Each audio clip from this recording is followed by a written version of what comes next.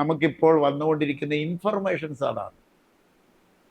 ആരെ വേണേലും അവരുടെ പരിധിക്ക് വരുത്താൻ ആർട്ടിഫിഷ്യൽ ടെക്നോളജിക്ക് പറ്റി തുടങ്ങിയിരിക്കുന്നു. ആ ടെക്നോളജിയെ നമ്മൾ അതിജീവിക്കേണ്ടതുണ്ട്. അതുകൊണ്ട് ഇത് സിംബോളിക്കായിട്ട് ഹിന്ദുക്കളെ കൊണ്ട് ചെയ്യിച്ചു വന്നിരുന്നു. സിംബോളിക്കായിട്ട് ഹിന്ദുക്കളെ കൊണ്ട് ഇത് ചെയ്യിച്ചുകൊണ്ടേയിരുന്നു. എങ്ങനെയാണെന്നറിയാമോ?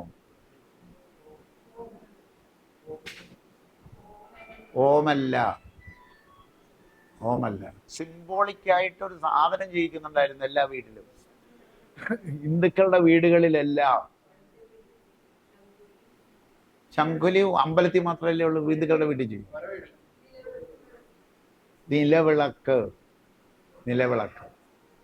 നിലവിളക്കാണത്. നിലവിളക്ക് കത്തിച്ചു കഴിഞ്ഞാൽ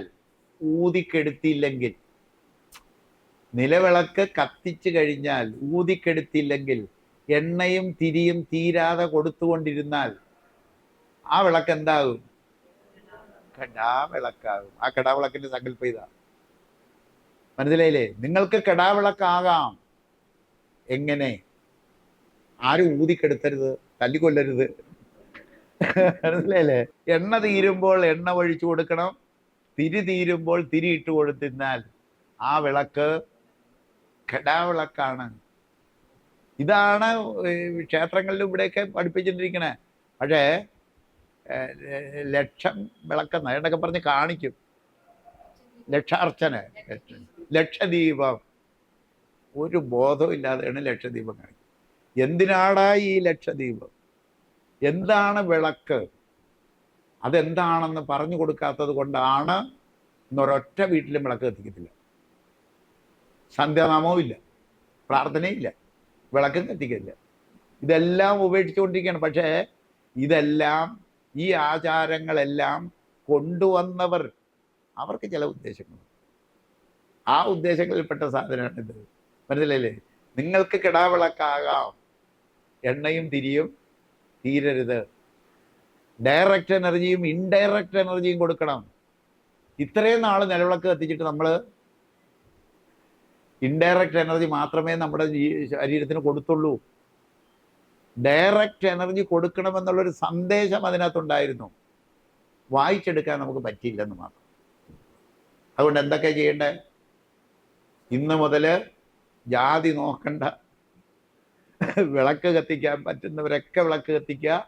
ഓരോ പ്രാവശ്യം വിളക്ക് കത്തിക്കുമ്പോൾ ഓർക്കുക, ശരീരത്തിന് ഡയറക്റ്റ് എനർജിയും കൊടുക്കണം, ഇൻഡയറക്റ്റ് എനർജിയും കൊടുക്കണം.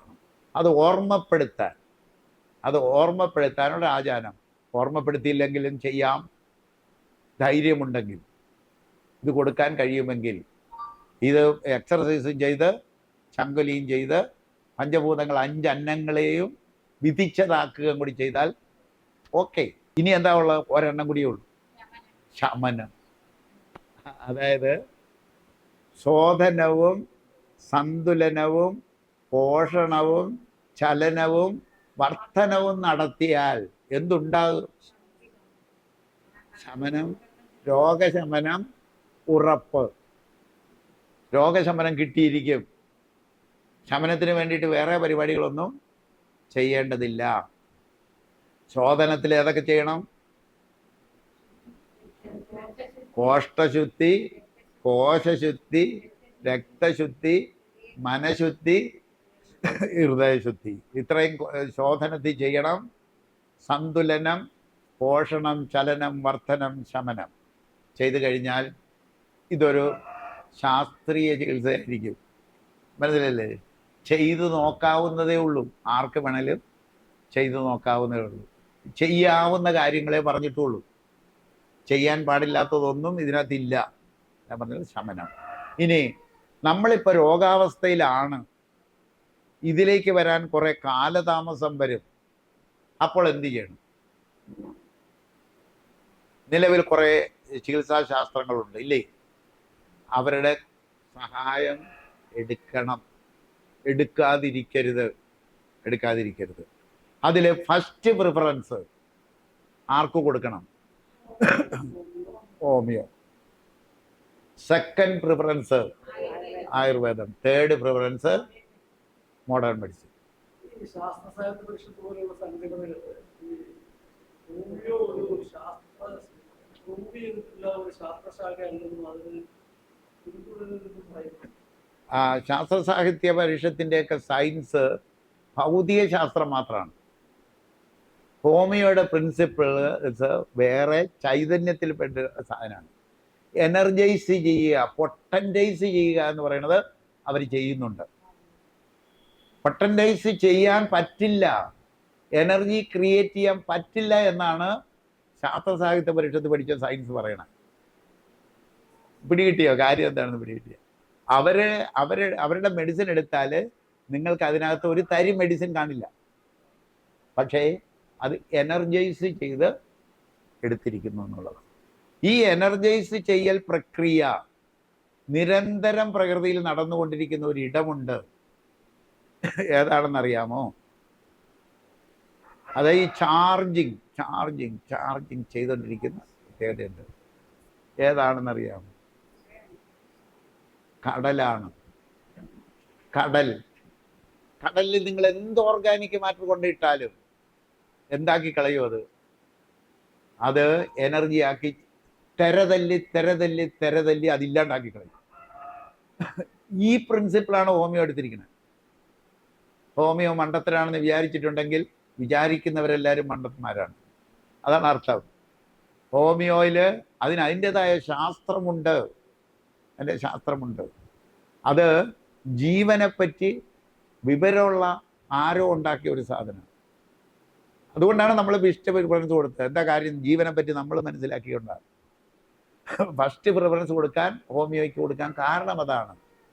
വേണ്ട രീതിയിൽ മരുന്നുണ്ടാക്കിയില്ലെങ്കിൽ അത് ഹോമിയോ ശാസ്ത്രം സൃഷ്ടിച്ചവരുടെ കുഴപ്പമല്ല, അത് നിലവിലുള്ള മനുഷ്യരുടെ കുഴപ്പമാണ്. മരുന്നും ഇത്രയും കാലം ആ ശാസ്ത്ര വഴി ഭൂമിയിൽ നിലനിൽക്കണമെന്നുണ്ടെങ്കിൽ അതിൽ എന്തെങ്കിലും ഗുണമില്ലാഞ്ഞിട്ടാണെന്ന് വിചാരിക്കാം. പൂർണ്ണമായും കൊള്ളുകയില്ലാത്ത ഒരു ശാസ്ത്രമായിരുന്നെങ്കിൽ ഭൂമിയിൽ നിന്നുണ്ടാകുമായിരുന്നു. അത് എന്തൊക്കെയോ അതിനകത്ത് നിന്ന് അഡ്വാൻറ്റേജ് മനുഷ്യർക്ക് കിട്ടിക്കൊണ്ടിരിക്കുന്നു എന്നുള്ളതാണ്. അതിൻ്റെ സയൻസിൽ ഇത് പഠിക്കട്ടെ, ശാസ്ത്ര സാഹിത്യ പരിഷത്ത് പഠിക്കട്ടെ. അതെന്താണ് എനർജി, എന്താണ് ജീവൻ, എന്താണ് എന്ന് ശാസ്ത്ര സാഹിത്യ പരിഷത്തിന് അറിയില്ല. ജീവചൈതന്യം എന്താണെന്നോ അതിൻ്റെ സ്ട്രക്ചർ എന്താണെന്നോ അതിൻ്റെ ഫങ്ഷൻ എന്താണെന്നോ അതിൻ്റെ ഗ്രാഫ് എന്താണെന്നോ അറിയില്ല. ജീവചൈതന്യത്തെ പറ്റി പഠിച്ചിട്ട് പറയണമെങ്കിൽ നമുക്ക് അംഗീകരിക്കാം. ജീവനില്ലെന്ന് പറയാൻ പറ്റുമോ? മനസ്സില്ലെന്ന് പറയാൻ പറ്റുമോ? ഉണ്ടല്ലോ. പക്ഷെ അത് എക്സ്പ്ലെയിൻ ചെയ്യാൻ ശാസ്ത്ര സാഹിത്യ പരിഷത്ത് തയ്യാറാണോ? എങ്കിൽ നമുക്ക് എന്താണ് ഈ ജീവൻ എന്ന് പറയുന്നത്? എന്താണ്? ഉള്ളിലുള്ളതല്ലേ? അത് പറയാൻ അവർക്ക് പറ്റുമോ? എക്സ്പ്ലെയിൻ ചെയ്യാൻ പറ്റുമോ? ഒരു ബോഡി എടുത്ത് എക്സ്പ്ലെയിൻ ചെയ്യുന്നത് പോലെ തുല്യമല്ലേ അത്? ശരീരവും ജീവനും ചേർന്നിട്ടല്ലേ മനുഷ്യ ജീവി. മരിക്കുമ്പോൾ എന്തോ ഒരു സാധനം നമ്മളിൽ ഇല്ലാതാകണമെന്നില്ലേ? അതൊരു എനർജി കിങ്ഡം അല്ലേ? അതെന്താണ് എന്ന് അവർക്ക് എക്സ്പ്ലെയിൻ ചെയ്യാൻ പറ്റുമോ? പറ്റുമെങ്കിൽ നമുക്ക് നോക്കാം, പറയാം. അറിയാൻ പാടില്ലാത്ത കാര്യങ്ങൾ അറിയില്ല എന്ന് വയ്ക്കണം. അതായത് ഈ പ്രപഞ്ചം, അണ്ടകണ്ട അഹം എന്ന് പറയുന്ന സാധനത്തിൽ ഭൗതിക പ്രപഞ്ചം വെറും 4% ഉള്ളൂ. നമ്മളുടെ പ്രപഞ്ചവും അതിനകത്തെ സൂര്യന്മാരുടെ സൂര്യനും സൂര്യന്മാരെ ചുറ്റുന്ന ഗ്രഹങ്ങളും ഉപഗ്രഹങ്ങളും അതിനകത്ത് ജീവിക്കുന്ന ജീവജാലങ്ങളും എല്ലാം കൂടി ചേർന്നാൽ ഈ കാണുന്ന മൊത്തത്തിൻ്റെ വെറും 4% ഉള്ളൂ.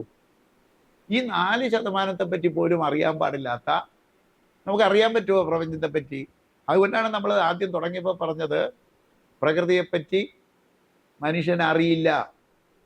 ഇന്നറിയാവുന്നത് കടുകോളം, അറിയാത്തത് കടലോളം ഇവിടെ കിടക്കുകയാണ്. ഇത്ര അറിവില്ലാത്ത മനുഷ്യർ നിന്നിട്ട് അത് തെറ്റാണ് ഇത് തെറ്റാണ് എന്ന് പറയുന്നത് ശരിയാകുമോ? ഹോമിയോ ശാസ്ത്രം ശരിയല്ല എന്ന് തെളിയിക്കാൻ കഴിയണം. ഈശ്വരൻ ഇല്ല എന്നാണ് അവർ പറയുക, അല്ലേ? ഈശ്വരൻ ഇല്ല. നമ്മളെന്താ പറയുന്നത്? ഈശ്വരനുണ്ട്. നമ്മളൊരു ഈശ്വരനെ ഡിഫൈൻ ചെയ്തു, ആ ഈശ്വരനെ അന്വേഷിച്ചു തുടങ്ങിയിരിക്കുകയാണ് നമ്മളപ്പോൾ. ഈശ്വര വിശ്വാസികളാണ്. ഈശ്വര വിശ്വാസികൾ അതൊരു വിശ്വാസം മാത്രമാണ്. ഈശ്വരൻ ഇല്ല എന്ന് പറയുന്നത് എന്താ? അതും ഒരു വിശ്വാസമാണ്, നിരീശ്വര വിശ്വാസം, അല്ലേ? ഈശ്വരനുണ്ട് എന്ന് പറയുന്നവർ എന്ത് ചെയ്യണം? ഉണ്ടോ എന്ന് അന്വേഷിക്കണം. ഇല്ല എന്ന് പറയുന്നവർ എന്ത് ചെയ്യണം? ഇല്ലേ എന്ന് അന്വേഷിക്കണം. അന്വേഷിക്കാതെ ഇരുന്നിട്ട് പറയുന്നതിൽ കഥയില്ല. വെറുതെ പറയാം.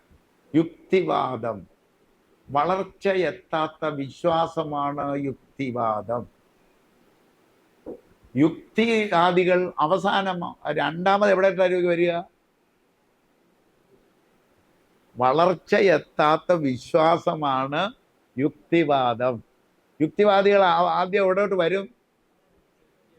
വിശ്വാസത്തിലേക്ക് വരണം. എവിടെ നിന്ന് അറിയാതെ ഇങ്ങനെ വരുന്നുണ്ടോ ഇല്ലെന്ന്? ഫിലിപ്പം പ്രസാദിനെ നോക്കിയാൽ മതി. ഫിലിപ്പം പ്രസാദ് ഒരുപാട് പ്രാവശ്യം എൻ്റെ വീട്ടിൽ വന്നിട്ടുള്ളതാണ്. മകനെയും കൂടി കൊണ്ടുവന്നിട്ടുള്ളതാണ് ഫിലിപ്പം പ്രസാദ്. യുക്തിവാദി അല്ലായിരുന്നോ? അവസാനം എവിടെ പോയാണ് അടിഞ്ഞ? എവിടെ പോയി അടിഞ്ഞു? സത്യസായി ബാബയുടെ കീഴിൽ പോയി അടിഞ്ഞു. മനസ്സിലായില്ലേ? എങ്ങോട്ടാ പോയേ? യുക്തിയിൽ നിന്ന് എങ്ങോട്ടാ പോയേ? വിശ്വാസത്തിലേക്കാ പോയ. സകല യുക്തിവാദികൾ എടുത്തു നോക്കൂ, ഒടുവിൽ വരെ അഭയം തേടുന്നത് വിശ്വാസത്തിലാണ്. വിശ്വാസം കഴിഞ്ഞേ സയൻസിലേക്ക് വരുള്ളൂ. അവരിപ്പോൾ പറയുന്ന സയൻസ് അല്ല, അവർക്ക് സയൻസ് തിരിച്ചറിയാൻ പറ്റില്ല. വിശ്വാസത്തിൽ നിന്നാണ് സയൻസിലേക്ക് വരിക. ഒരു വിശ്വാസം വേണം, അതിൽ അന്വേഷണം വേണം. അന്വേഷണം സയൻസാണ്. അന്വേഷിച്ച് കണ്ടെത്തി തെളിയിച്ചു കഴിഞ്ഞാൽ അത് നിഷേധിക്കാൻ പറ്റുമോ? ഇപ്പം ഈശ്വരനെ നമ്മളൊരു വിശ്വാസം എടുത്തൊരു ഈശ്വര വിശ്വാസം, ജ്യോതി എന്ന് പറയുന്ന ഒരു വിശ്വാസം നമ്മളെടുത്തു. അത് സ്നേഹമാണെന്നെടുത്തു, നാദമാണെന്നെടുത്തു, ജ്ഞാനമാണെന്നെടുത്തിരിക്കുകയാണ്. അത് വിശ്വാസം. അപ്പോൾ ഈശ്വരനെ നമ്മൾ എന്ത് ചെയ്തു? കണ്ടെത്തിക്കഴിഞ്ഞു. ഈശ്വരനെ കണ്ടെത്തിക്കഴിഞ്ഞു. നമ്മുടെ കണ്ടെത്തൽ എന്താ? ജ്യോതിയാണ് ഈശ്വരൻ എന്നാണ്. ഇനി എന്താ വേണ്ടേ? എന്താ വേണ്ടേ? ഈശ്വരനുണ്ട് എന്ന് സമർത്ഥിക്കണമെന്നുണ്ടെങ്കിൽ എന്തുകൂടി വേണ്ടി? അനുഭവം. അനുഭവത്തിൽ എന്ത് കിട്ടണം നമുക്ക്? അനുഭവത്തിൽ ഈശ്വരൻ ആനന്ദമായിരിക്കെ നമ്മൾക്ക് ആനന്ദത്തിൽ എത്താൻ കഴിഞ്ഞാൽ നമ്മുടെ ഈശ്വരൻ്റെ കണ്ടെത്തൽ പൂർണ്ണമാകും. പിടികിട്ടില്ലേ? പല വഴികളിലൂടെയാണ് ഈശ്വരനിലേക്ക് എത്തപ്പെടുക. ഇപ്പം ഈശ്വരൻ ആരാണെന്ന് നമ്മൾ ഡിഫൈൻ ചെയ്തു, പേടിപ്പിച്ചു എന്നെ ആൾക്കാർ. ഡിഫൈൻ ചെയ്യാൻ പാടില്ലാത്തൊരു സാധനമാണ്. നിങ്ങൾ ഡിഫൈൻ ചെയ്താൽ നിങ്ങളുടെ തലയിൽ ഇടിത്തി വീഴും. കാരണം ഈശ്വരൻ അങ്ങനത്തെ ഒരു സാധനമാണ്. ഇടിത്തി വീഴ്ത്തുന്ന ഈശ്വരനാണെങ്കിൽ ആ ഈശ്വരനെ നമ്മൾ എടുത്തിട്ട് വല്ല കാര്യമുണ്ടോ? ഒരു കാര്യം. ഇപ്പം നമ്മളൊരു ഈശ്വര സങ്കല്പം എടുത്തിരിക്കുകയാണ്. ആ സങ്കല്പം ക്ലിയറായിട്ട് നമ്മൾ എടുത്തു. അതിൽ അനുഭവം ആനന്ദമാണ്. അതുകൊണ്ടാണ് ഒരു ആനന്ദ ലോകം നമ്മൾ ലക്ഷ്യമിടുന്നത്. ഒരു ആനന്ദ ലോകം ഇവിടെ സാധ്യമാണ് എന്ന് പറഞ്ഞാൽ സ്വർഗം ഭൂമിയിൽ സാധ്യമാണ്. നമ്മൾ സ്വർഗമാണ് പണിയേണ്ടത്, നരകമല്ല. നമ്മൾ പണിതുകൊണ്ടിരിക്കുന്നത് നരകമാണ്. ഈ നരകം പണിയാൻ കഷ്ടപ്പെടുകയാണ് ചെയ്യുന്നത്. സ്വർഗം പണിയാൻ ഒന്ന് ശ്രമിക്കുകയെങ്കിലും ചെയ്യണ്ടേ? സ്വർഗം പണി വേണ്ടേ? സാധ്യമാകില്ലെന്നാണ് ആ വിചാരം. ഇപ്പം ഇത്രയും കേട്ടതിൽ നിന്ന് നിങ്ങൾക്ക് എന്താ മനസ്സിലായി? സാധ്യമാകില്ലെന്നാണ്. നമ്മൾ വിചാരിച്ചാൽ സാധിക്കില്ലേ? മനുഷ്യൻ വിചാരിച്ചാൽ സ്വർഗം പണിയാൻ പറ്റില്ലേ? നരകം പണി നിർത്തിയാൽ മതി. നിർത്തിയാൽ മാത്രം പോലെ, സ്വർഗം പണിയാൻ കൂടി വേണം. നരകം പണിയണ നിർത്തിയാൽ സന്യാസിമാർ കാവ്യം എടുത്തിട്ട പോലെയാവും. പണി ചെയ്യാതെ വെറുതെ ഇരുന്ന് തിന്നാനാണ്. അതെയല്ലേ? അതല്ല, പണിയെടുക്കണം. സ്വർഗം പണിയേണ്ടവരാണ് അവര്. സ്വർഗം പണിത് കാണിച്ചു കൊടുക്കേണ്ടവരാണ് ഒരു നിശ്ചിത ഏരിയയിലെങ്കിലും. ഒരു 50 ഏക്കറിലെങ്കിലും അവിടെ താമസിക്കുന്ന മനുഷ്യര് ആനന്ദത്തോടെ ജീവിക്കുന്നത് കാണിച്ചു കൊടുക്കേണ്ട ആരാണ്? ഈശ്വരന്റെ പിന്നാലെ നടക്കണവരല്ലേ? അല്ലേ? കാണിച്ചു കൊടുക്കാതെ വെറുതെ തർക്കിച്ച് നടന്നിട്ട് വല്ല കാര്യമുണ്ടോ? അനുഭവില്ല. ഈശ്വരൻ അനുഭവിച്ചിട്ടില്ല. ഈശ്വരൻ അനുഭവിക്കും. ആരനുഭവിക്കും? വാനപ്രസ്ഥീര് അനുഭവിക്കും. അതിലേ വാനപ്രസ്ഥീര് അനുഭവിക്കും. അത് നമ്മളൊരു സെന്റർ ഉണ്ടാക്കും. അതൊരു സംശയം ആർക്കും വേണ്ട. അതായത് ഹാപ്പിനെസ് യൂണിവേഴ്സിറ്റി എന്നൊന്ന് പ്രാവർത്തികമാക്കിയിരിക്കും. ഹാപ്പിനെസ് യൂണിവേഴ്സിറ്റി എന്ന് പറഞ്ഞാൽ ഈശ്വരൻ്റെ നാട്. ഈശ്വര വിശ്വാസമുള്ളവർ ഈശ്വര വിശ്വാസത്തിലൂടെ തന്നെ ചെന്നിട്ട് ഒരു ഹാപ്പിനെസ് യൂണിവേഴ്സിറ്റിയും ആനന്ദത്തോടെ ജീവിക്കുന്ന കുറെ മനുഷ്യരെയും സൃഷ്ടിച്ചാലെങ്കിലും സമ്മതിച്ചൂടെ? അതിന് ആദ്യപടിയായിട്ടാണ് നമ്മൾ എന്തുണ്ടാക്കിയ ഹാപ്പിനെസ് ടൂറിസം സെന്റർ ലോകത്താദ്യമായിട്ട് ഒരെണ്ണം ഉണ്ടാക്കിയിരിക്കുന്നത്. കാന്തല്ലൂരിൽ അതിലുണ്ടാക്കിയിരിക്കുകയാണ്. അത് ഹാപ്പിനെസ് ടൂറിസം സെന്ററായി മാറാൻ കുറച്ച് കാലം വരും. കാരണം ഇത്രയും നാൾ നരകം പണിതിരിക്കുകയാണ്. ഇനി അതിൽ നിന്ന് മാറി സ്വർഗം പണി തുടങ്ങണ്ടേ? തുടങ്ങിയിട്ടുണ്ട് എന്നുള്ളതാണ്. അപ്പൊ ആ ജോലി ആരുടേതാണ്? 60 വയസ്സ് കഴിഞ്ഞ വാനപ്രസ്ഥീയരുടേതാണ്. എല്ലാവരും കൂടിയിട്ട് വെറുതെ 60 കഴിഞ്ഞാൽ കുഴിയിലേക്ക് പോകാൻ കാലും നീട്ടിയിരുന്ന ഇത്രയും നാൾ ഞാൻ പണിതു, ഇനി ഞാൻ കുഴിയിലിട്ട് പോകാൻ തയ്യാറായിട്ടിരുന്നാലത്തെ അവസ്ഥ. വാർദ്ധക്യം ആർക്കാ വരിക? ഭൂമിക്ക് തന്നെ വാർദ്ധക്യം വരില്ലേ? മനുഷ്യരുടെ വാർദ്ധക്യം മാറ്റാൻ മാത്രമല്ല, എല്ലാവരും വിദേശ. എന്തിനാ പോണേ? മക്കളുടെ പിള്ളേരെ നോക്കാനായിട്ട് അവിടെ ആളെ കിട്ടണ കാശ് കൂടുതൽ കൊടുക്കണം. മക്കളുടെ പിള്ളേരെ നോക്കാൻ ഒരാളെ അമേരിക്കയിൽ നിന്ന് കൂലിക്ക് എടുക്കണമെന്നുണ്ടെങ്കിൽ കിട്ടണ ശമ്പളം മുഴുവൻ കൊടുക്കേണ്ടി വരും. എളുപ്പ വഴിക്കാണ് ഇവർ ഈ ടൂറ്, എളുപ്പവഴി സാധിക്കാനായിട്ട് ടൂർ. കാരണം അവരെ കല്യാണം കഴിച്ചയച്ചു കഴിഞ്ഞാൽ പിന്നെ അവരുടെ പിന്നാലെ നടന്ന് അവർക്ക് ശല്യമൊന്നും ഉണ്ടാക്കാതിരിക്കുക, അവരെ സ്വതന്ത്രരാക്കി വിടുക. നിങ്ങൾക്ക് കൊച്ചിനെ നോക്കണം, ഈ ജോലി കഴിഞ്ഞിട്ട് വന്നിരുന്ന് നോക്കിക്കോ, അല്ലെ ജോലി റിസൈൻ ചെയ്തിട്ട് വന്നിരുന്ന് കൊച്ചിനെ നോക്കാൻ പറയും. ഞങ്ങൾക്ക് അവിടെ തികയല, പിന്നെ എന്തിനാണ് അവിടെ പോയി മഞ്ഞും കൊണ്ട് കിടക്കണം? വെറുതെ ഓലക്കുടിൽ കെട്ടിയാൽ ഇവിടെ ജീവിക്കാം, അല്ലേ? ഓലക്കുടിൽ കെട്ടിയാൽ അവിടെ AC വേണം, ഹീറ്റർ വേണം, പുറത്തോട്ടിറങ്ങാൻ പറ്റില്ല, അട്ടിക്കണക്കിന് മഞ്ഞ് വീഴും. എന്തിനാണ് അവിടെ പോയി കിടന്ന് കഷ്ടപ്പെടുന്നത്? എന്നിട്ട് ഈ വയസ്സായ ആൾക്കാരെ മുഴുവൻ കൊണ്ടുപോയി ഒരമ്മ എന്നെ ന്യൂസിലൻഡിൽ നിന്ന് വിളിച്ചു.